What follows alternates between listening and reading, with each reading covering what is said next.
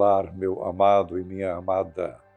Você já agradeceu a Deus hoje? Se nós deixarmos por conta da nossa alma, nem sempre ela terá essa iniciativa. Por isso, o autor, do Salmo 103, ele diz assim: bendize, ó minha alma, ao Senhor. Bendize, ó minha alma, ao Senhor, e não te esqueça de nenhum só dos seus benefícios. Então, renda graças ao Senhor, pelo dia, pela vida, pela fidelidade do Senhor, pela paz que Ele nos concede, por tantas outras coisas. Continuando em 1 Coríntios, no capítulo 14 ainda, agora a partir do versículo 26, Paulo trata da questão de ordem nas reuniões. Imagine, a igreja de Corinto era uma igreja, podemos dizer assim, privilegiada em termos de dons espirituais.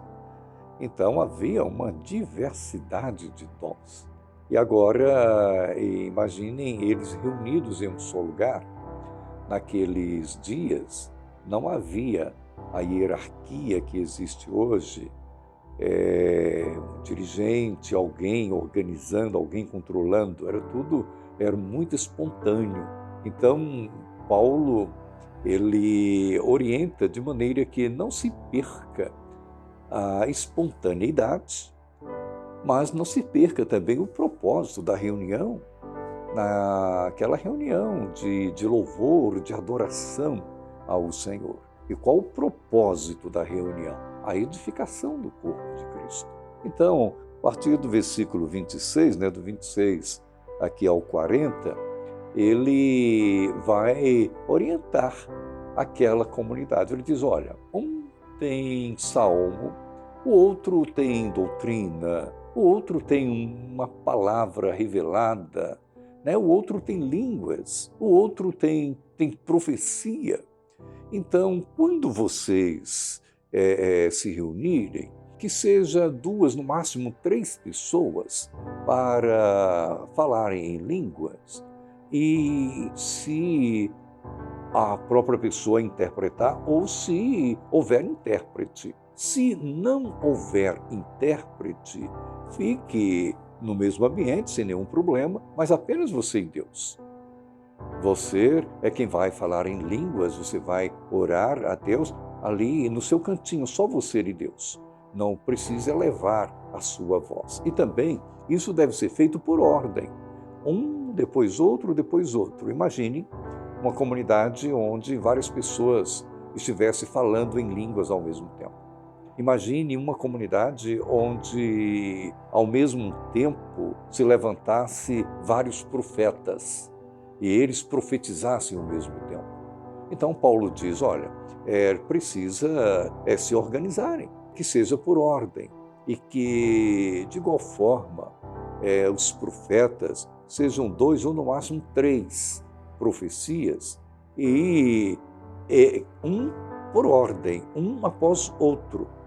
Deve ser desta forma. E ele deixa de forma assim bem evidente, isso está no versículo de número 32, que ele diz assim, o espírito do profeta está sujeito ao próprio profeta. Ou seja, não, eu estou falando porque eu fui tomado por Deus e não me contive. Paulo diz, não, o espírito do profeta está sujeito, submisso ao próprio profeta. Então, há um controle nisto. Você pode se segurar. E depois que o outro falar, então você pode fazer uso da palavra. Paulo, neste capítulo 14, a partir do versículo aqui 26, ele está orientando a forma em que eles deveriam proceder quando se reunissem, sem perder o propósito, sem perder o objetivo, mas de maneira organizada. É verdade que se isto ocorresse em nossos dias, sem alguém para estar conduzindo, seria realmente muito difícil controlar. Se, por um lado, corre-se o risco de ter um dirigente e engessar alguma coisa. Por outro lado, sem esse dirigente, corre-se o risco de ter uma reunião bastante delicada, né, com muita confusão, por não haver organização.